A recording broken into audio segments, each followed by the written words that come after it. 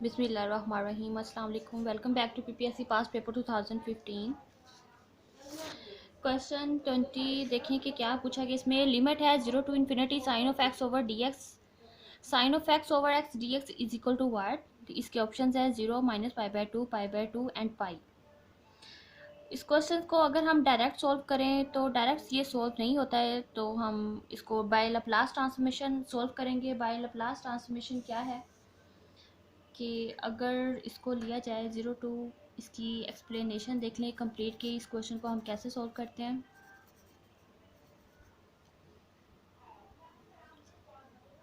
अगर हमारे पास हो integral 0 to infinity sine of x over x e raised to power minus p of x d x, अगर Laplace transformation अगर आपने पहले पढ़ी हुई तो इस फंक्शन से वेल नॉन होंगे।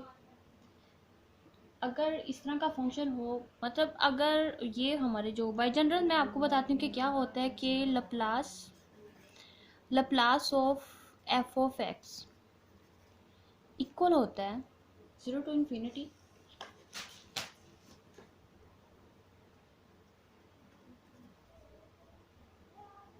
ई raised to power minus p of x f of x d x के इक्वल।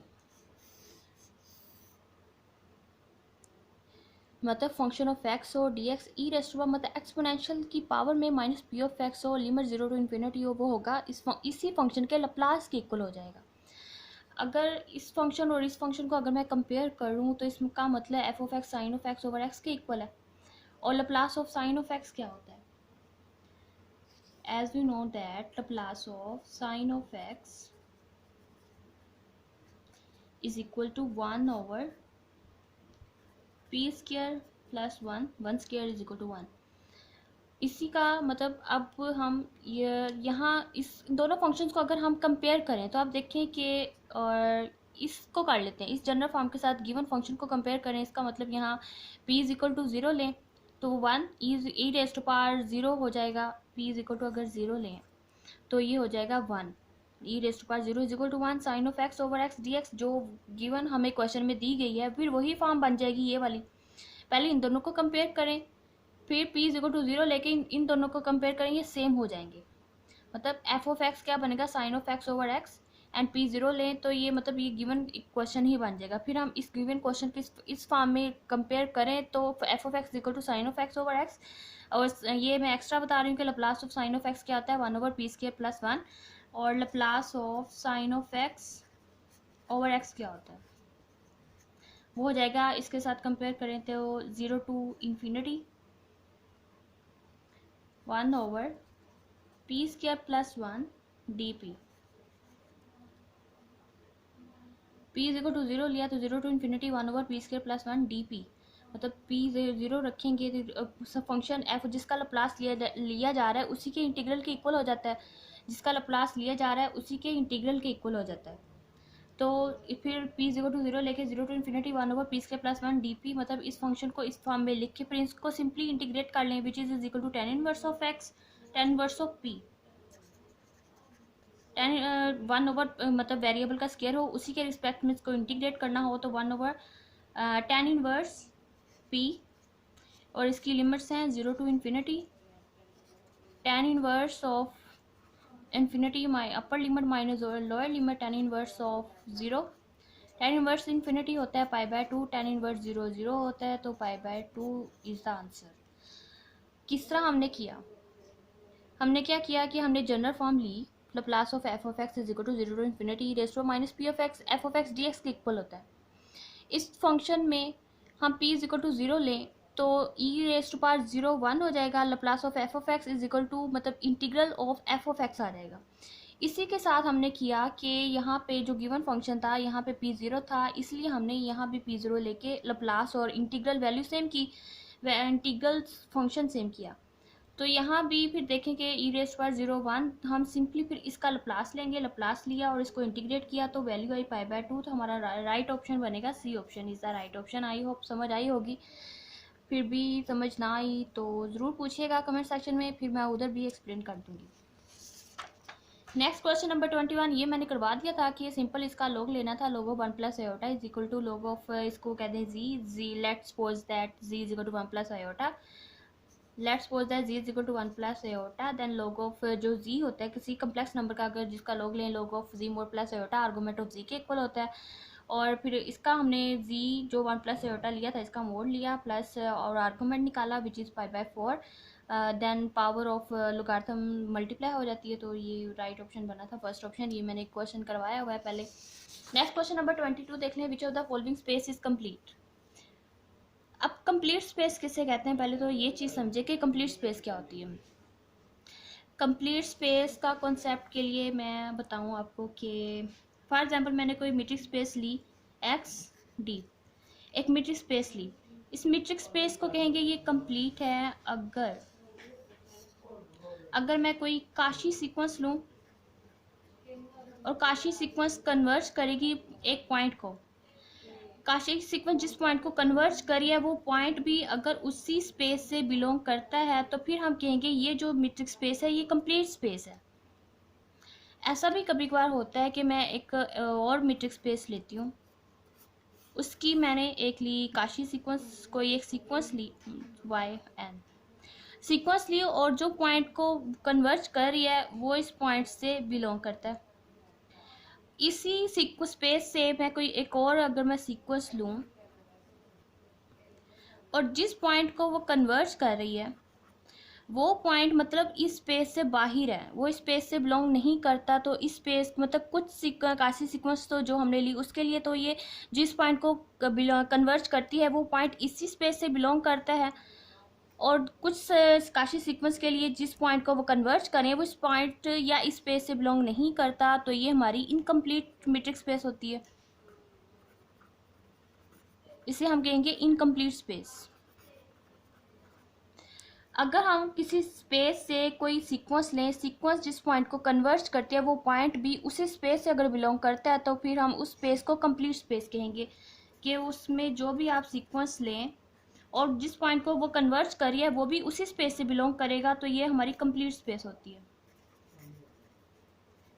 ये तो हो गया कॉन्सेप्ट कंप्लीट स्पेस क्या होती है। अब हम चेक करते हैं कि ऑप्शंस में से कौन सी कंप्लीट सेट है, और इसकी एग्जांपल भी दे देती हूँ। कंप्लीट स्पेस कौन कौन सी है, set of real numbers is a complete space, set of complex numbers is a complete space, and set of r and tuples या एंड डायमेंशंस, ये तीनों हमारे पास कंप्लीट स्पेस है। इनके प्रूफ तो मैं अब यहाँ पे नहीं करवाऊंगी, ये कंप्लीट स्पेस है, दीज आर कंप्लीट स्पेस।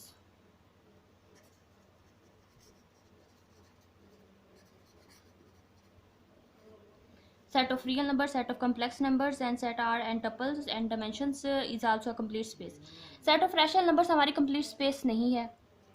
अब ये क्यों नहीं है, अब इस क्वेश्चन में तो फॉर एग्जाम्पल अगर मैं कोई सीक्वेंस ले लेती हूँ, जिस तरह मैंने कहा कि सीक्वेंस ले जिस पॉइंट को वो कन्वर्ज करे उसी स्पेस से बिलोंग करना चाहिए। मैं एक रैशनल नंबर्स की एक सीक्वेंस लेती हूँ, फॉर एग्जाम्पल मैंने सीक्वेंस ली limit n approaches to infinity 1 + 1/n raise to power n, as we know that which is equal to e exponential, किसी एक्सपोनेंशियल की इक्वल आती है, तो मतलब ये अब ये जो सीक्वेंस है ये सेट ऑफ रैशनल नंबर्स की सीक्वेंस है, इसकी पावर भी एक रैशनल नंबर है, लेकिन which is equal to e मतलब ई को अप्रोच करेगी और e which is not a rational number, तो मतलब जो सेट ऑफ रैशनल नंबर्स जिस पॉइंट को वो कन्वर्ज करिए वो पॉइंट इस सीक्वेंस से बिलोंग नहीं करता, इसका मतलब ये तो हमारी कंप्लीट स्पेस नहीं है। नेक्स्ट सीक्वेंस है कि 0 के साथ ओपन है और 1 के साथ क्लोज्ड इंटरवल है, सेमी क्लोज्ड इंटरवल है, क्या ये कंप्लीट है? ये भी कंप्लीट नहीं है। इसकी भी मैं एक आपको सीक्वेंस लेके बता देती हूँ, limit n approaches to infinity 1/m+1 ले लें। इस अगर मैं यहाँ लिमिट अप्लाई करूँ तो which is equal to 1/∞ which is equal to 0, 0 तो स्पेस या इस सीक्वेंस से बिलोंग ही नहीं करता। अगर मैंने एक सीक्वेंस ली वो मतलब काशी सीक्वेंस जो जिस पॉइंट को कन्वर्ज करती है वो पॉइंट हमारी स्पेस से बिलोंग नहीं करता, तो ये भी मेरी कंप्लीट स्पेस ना हुई। अब सेट ऑफ रियल नंबर, जिस तरह मैंने बता दिया, set of real number, set of complex numbers and set of R n R, ये सारे ही कंप्लीट स्पेस हैं। सेट ऑफ रियल नंबर्स भी कंप्लीट है, और set of integers is a subspace of set of real. Set of integers is also a complete space. ये कैसे? आप इसका कंप्लीट प्रूफ आपको मीटर स्पेस को देखनी पड़ेगी, वहाँ देखें जाके। Set of integers and set of real numbers both are complete space. Next question number 23 देखें। Least upper bound of 1/2, 2/3, 3/4 up to so on is, मतलब इसका लिस्ट अपर बाउंड क्या होगा? Least upper bound mean supremum find करना है। Sequence जो हमें दी गई है सुप्रीमम फाइंड करना है। इसके ऑप्शन है 1, 0, इन्फिनिटी एंड n/n+1। अगर आप देखें तो ये सीक्वेंस का एन टर्म में अगर लिखें तो कैसे बनेगी? 1, 2, 3 up to so on, that mean n लिख सकते हैं। और बटे में क्या है कि एक नंबर इंक्रीज कर रहा है, दैट मीन n/n+1 है। और इसके साथ हम लिमिट लगा देते हैं, limit n approaches to infinity. ये हमें सीक्वेंस गिवन दी गई है, मतलब एंड n जो नंबर एन टर्म है वो सेट ऑफ नेचुरल नंबर से बिलोंग करता है। N set of natural number से बिलोंग करता है और ये सीक्वेंस है हमारी। अब इसका लिस्ट अपर बाउंड फाइंड करना है, मीन्स दैट सुप्रीमम फाइंड करना है, सुप्रीमम। अब इसके अंदर हम इसके लिमिट लगाएं तो क्या बनता है? नीचे से अगर limit n approaches to infinity, n common ले लें, 1+1/n, एन n से cancel, which is equal to limit n approaches to infinity 1/1+1/n। अगर लिमिट अप्लाई करें तो 1/infinity 0, 1/1 इज इक्वल टू 1। तो इसका राइट ऑप्शन बनेगा A option, which is equal to 1। मतलब 1 ही इसका सुप्रीमम है। Least upper bound means least upper bound of this given sequence is 1। जिस तरह पेपर में कोई भी सीक्वेंस दी गई हो, पहले उसकी एन टर्म बना लें। एन टर्म बनाने के बाद इसको हम इस तरह भी लिख सकते, चलें ये सही है। एन टर्म बनाने के बाद लिमिट अप्लाई करें और सुप्रीमम निकाल लें। ये हमारे अब हो चुके हैं क्वेश्चन 23 तक। इंशाल्लाह नेक्स्ट भी बहुत जल्द अपलोड किए जाएंगे। अगर कोई प्रॉब्लम है, कंफ्यूजन है तो ज़रूर पूछिएगा। Thank you so much.